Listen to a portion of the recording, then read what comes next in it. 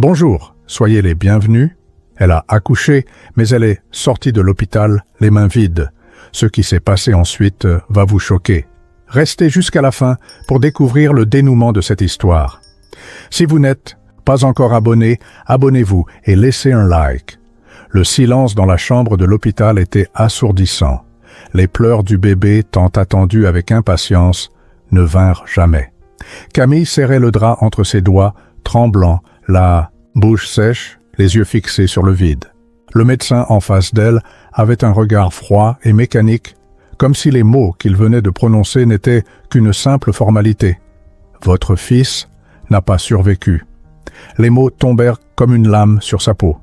Quelque chose en elle hurlait que ce n'était pas toute la vérité. Son cœur battait à tout rompre, sa respiration était courte, et tout son corps refusait d'accepter cette réalité. Mais la fatigue, la douleur et la confusion du moment l'empêchèrent de réagir immédiatement. Le médecin baissa les yeux, évitant de plonger dans sa douleur, puis quitta rapidement la pièce. Les infirmières évitaient tout contact visuel. Aucune ne lui prit la main. Aucune ne lui donna d'explications détaillées. Le bébé avait simplement disparu. Pas d'adieu, aucun dernier contact, juste des mots vagues et froids, comme si la vie qui avait grandi en elle pendant 9 mois s'était évanouie dans l'air. Quand Étienne, son mari, arriva enfin à l'hôpital, il trouva Camille assise sur le lit, immobile. Il se précipita vers elle, prenant ses mains glacées. Que s'est-il passé? Où est notre fils? Elle ne répondit pas immédiatement. Elle n'y arrivait pas. Elle fixait le vide, tentant de comprendre comment tout avait pu s'effondrer en quelques heures. Il n'a pas survécu, murmura-t-elle, sans reconnaître sa propre voix. Étienne vacilla, comme s'il venait de recevoir un coup en pleine poitrine. Il passa les mains dans ses cheveux, respirant difficilement. Il aurait dû être là. Il aurait dû soutenir Camille, voir leur enfant. Mais il était arrivé trop tard. Les jours qui suivirent furent un brouillard de condoléances vides et de deuil silencieux qui pesait sur la maison. Le berceau, autrefois symbole d'espoir, était devenu une tombe ouverte. Chaque matin, Camille sentait encore le parfum de lavande qu'elle avait choisi pour la chambre du bébé, et ce vide semblait l'étouffer. Elle ne pleurait pas, elle ne criait pas. Elle existait simplement, une ombre d'elle-même. Mais la 8e nuit, quelque chose changea. Elle se réveilla en sursaut, le cœur battant à tout rompre. La maison était plongée dans l'obscurité, un silence absolu, puis un son, un pleur, faible, étouffé, lointain. Son corps réagit avant que son esprit ne puisse comprendre. Elle bondit du lit et courut vers la chambre du bébé. Mais le berceau était vide. Le son ne venait pas de là, il venait de la rue. Camille dévala les escaliers, la respiration courte, le cœur prêt à exploser. Elle ouvrit la porte d'entrée, la brise nocturne fouetta sa peau. Ses yeux balayèrent la rue déserte, jusqu'à ce qu'elle aperçoive une silhouette figée dans l'ombre d'une ruelle voisine. L'homme tenait un paquet dans ses bras. Les pleurs cessèrent au moment où il la vit, puis il se mit à courir. Sans hésiter, Camille se lança à sa poursuite, ses pieds nus frappèrent l'asphalte glacé, le sang battant dans ses tempes. L'homme tourna à l'angle de la rue et disparut. Quand elle atteignit ce même point, tout ce qu'elle trouva fut un petit morceau de tissu bleu abandonné au sol. Le tissu qu'elle avait choisi pour envelopper son fils à l'hôpital. Elle tomba à genoux, serrant le tissu contre sa poitrine. Des larmes brûlantes coulèrent sur son visage et une certitude envahit son âme. Son fils était vivant et quelqu'un l'avait emporté. Le morceau de tissu bleu semblait brûler dans les mains de Camille. Son cœur battait à tout rompre, tout son corps tremblait. Le froid de la nuit n'avait plus d'importance. Seule comptait cette preuve tangible de ce que son intuition lui criait depuis le début. Son fils n'était pas mort. Il avait été enlevé. Elle resta agenouillée sur le sol de longues minutes, tentant de comprendre ce qui venait de se produire. L'homme qui avait fui portait un bébé dans ses bras, et les pleurs qu'elle avait entendus semblaient provenir de son propre être. Cela ne pouvait pas être une coïncidence. Ce n'était pas un délire. Quand elle parvint enfin à se relever, ses jambes vacillèrent. Elle rentra chez elle, serrant toujours le tissu contre sa poitrine, respirant ce parfum, doux et familier. En refermant la porte derrière elle, elle vit Étienne debout sur l'escalier, son regard mêlant inquiétude et confusion. « Camille, que s'est-il passé ?» Elle leva les yeux vers lui, sa respiration saccadée. Pendant un instant, elle hésita. Et si tout cela n'était qu'une erreur? Et si sa douleur déformait sa perception de la réalité? Mais en regardant, à nouveau le morceau de tissu, elle sut que ce n'était pas de la folie. « J'ai entendu des pleurs, dit-elle, la voix tremblante. Dehors, Étienne descendit les marches, le front plissé. « Quoi? À cette heure-ci? J'ai vu un homme. Il portait un bébé, et il s'est enfui, mais il a laissé tomber ça. » Camille leva le petit morceau de tissu bleu. « C'est le même tissu que j'ai choisi pour envelopper notre fils à l'hôpital. Étienne, il est vivant. » L'expression d'Étienne se durcit. Il passa les mains sur son visage et secoua la tête. « Camille, tu es épuisée. Ces derniers jours ont été très difficiles. Peut-être que ton esprit t'a joué un tour. » Elle sentit une vague de colère et de désespoir monter en elle. « Tu ne m'écoutes pas. J'ai vu cet homme. J'ai entendu ce bébé pleurer. Ce n'était ni un rêve, ni une imagination. » Étienne ferma les yeux un instant, respirant profondément. « Et qu'est-ce que tu veux faire? Aller à l'hôpital en pleine nuit pour les accuser d'enlèvement? »« Oui, » lança-t-elle sans hésiter. « Je veux des réponses. Je veux savoir pourquoi on ne m'a jamais laissé voir le corps de mon fils. Je veux comprendre pourquoi. Personne ne m'a parlé correctement ce jour-là. » Il humecta ses lèvres, hésitant. « Camille, il faut réfléchir calmement. » Elle sentit un nœud lui serrer la gorge. Comment pouvait-il douter? Comment ne ressentait-il pas la même chose qu'elle? Si c'était toi qui avais porté ce bébé pendant 9 mois, dit-elle d'une voix brisée, tu saurais? Tu ressentirais la même chose? Et moi? Je sais, Étienne. Mon fils est vivant. Le silence entre eux était épais comme un brouillard. Il la regarda avec une expression mêlant pitié et incertitude. Allons nous reposer. Demain on pourra enquêter, si cela peut te rassurer. Mais Camille savait déjà qu'il ne la croyait pas complètement. S'il ne l'aidait pas, elle le ferait seule. « Où es-tu ?»« À l'hôpital. »« Reste là. »« J'arrive. » Elle raccrocha et s'appuya contre le mur froid. Tout son corps tremblait, mais ce n'était pas de peur. C'était de rage, une fureur grandissante qui menaçait de la consumer. Une demi-heure plus tard, Adrien arriva.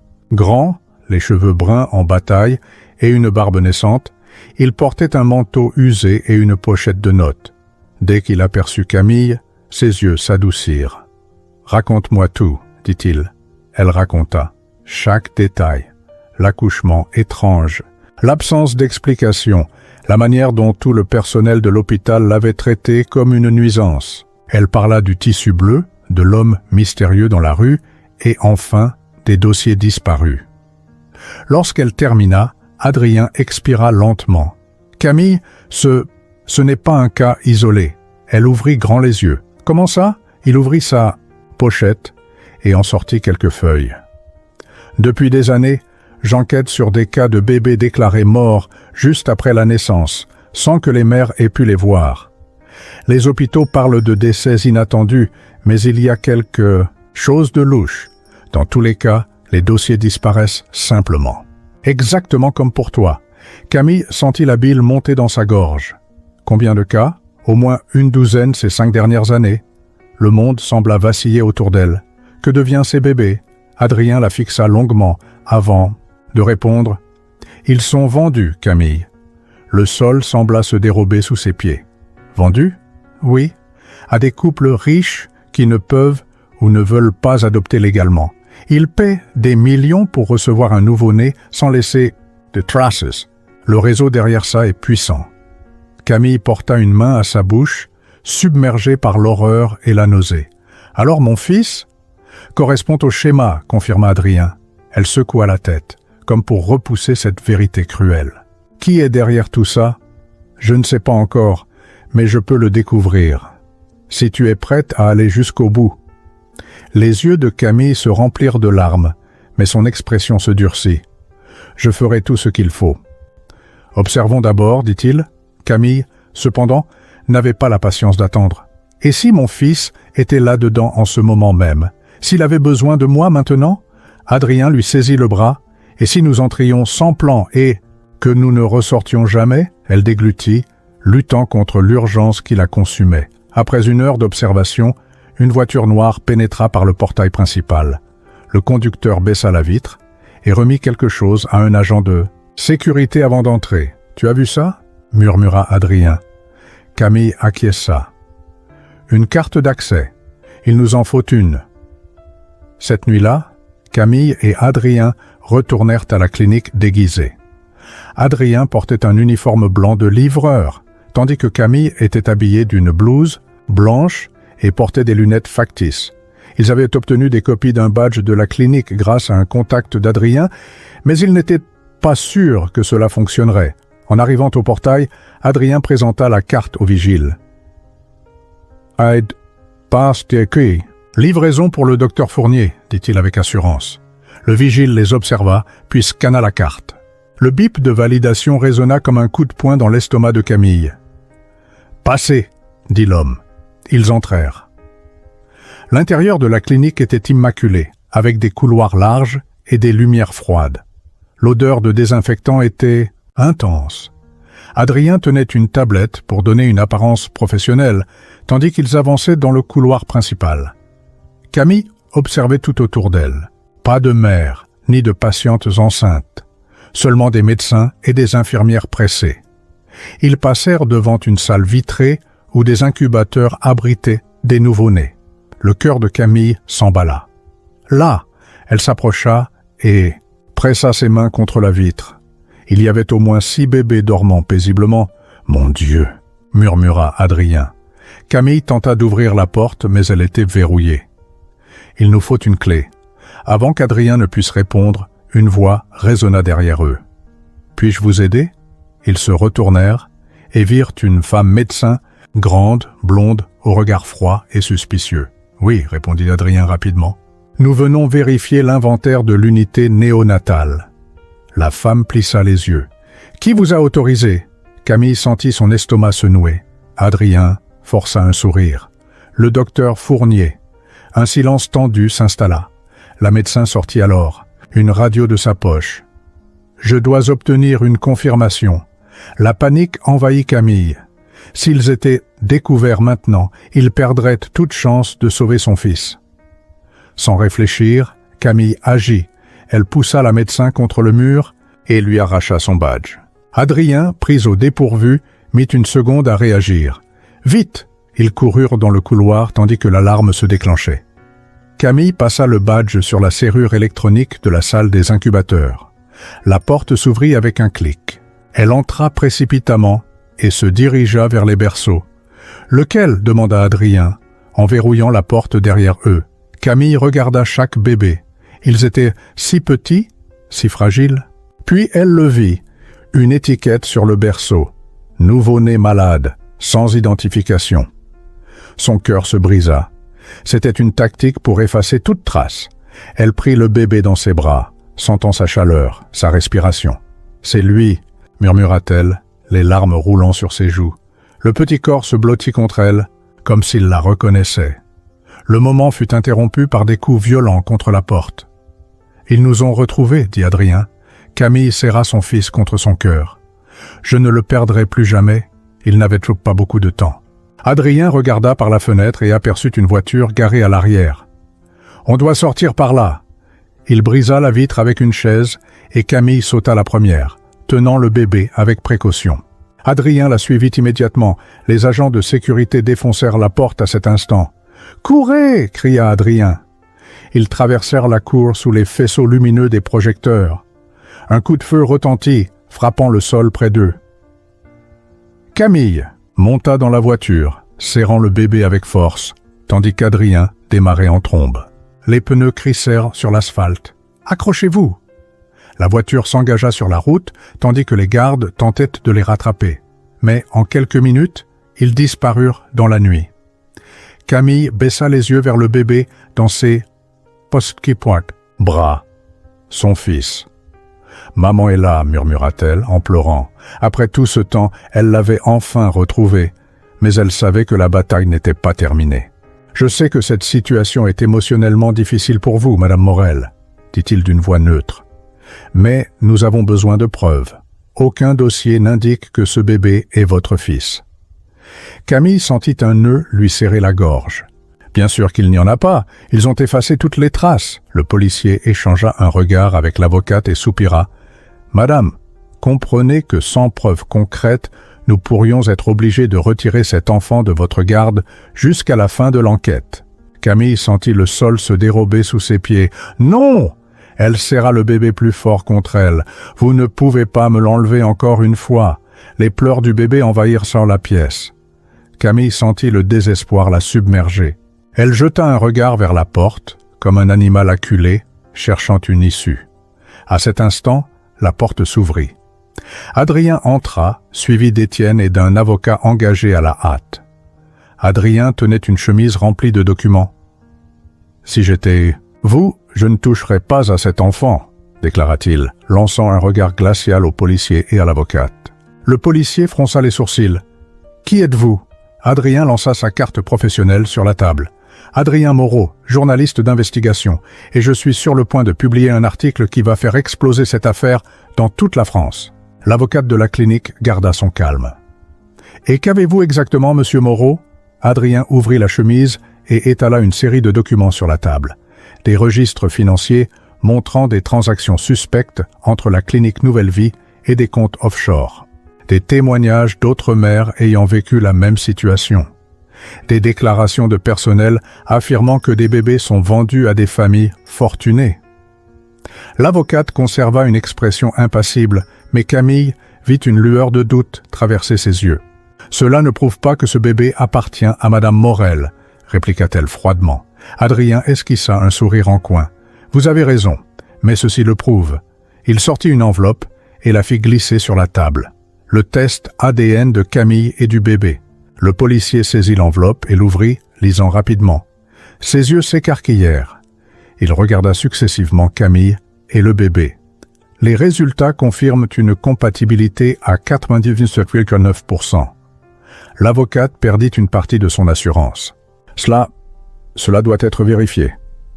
C'est déjà fait, répliqua Adrien, et les résultats ont été envoyés à 3 médias prêts à les publier à tout moment. Le policier passa une main sur son visage, visiblement mal à l'aise. Eh bien, cela change les choses. Camille sentit une lueur d'espoir renaître en elle. « Alors, vous allez me laisser partir avec mon fils ?» Le policier hésita. « Nous devrons mener d'autres investigations, mais pour l'instant, oui. » Le soulagement fut si intense que Camille faillit s'effondrer sur sa chaise.